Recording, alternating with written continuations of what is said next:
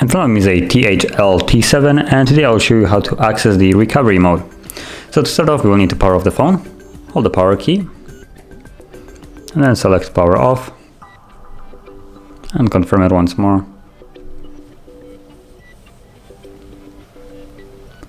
Now once the phone has shut off, we're going to hold volume up and power key. So volume up right here and power key, hold those two together.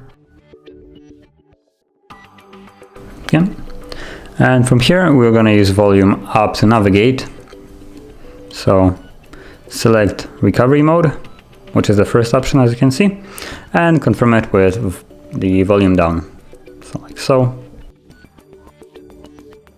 And once you see this logo right here with no command, hold power key and tap volume up once. So holding power key and volume up once, and we get taken to the recovery mode.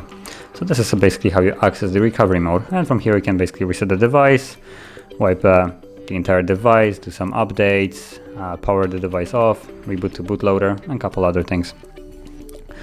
So yeah, and if you want to leave this mode, you can just press the power button as long as the reboot system now is selected, and to navigate or select it you can use volume keys and then confirm it with the power button, and now the device will reboot back to the normal Android system.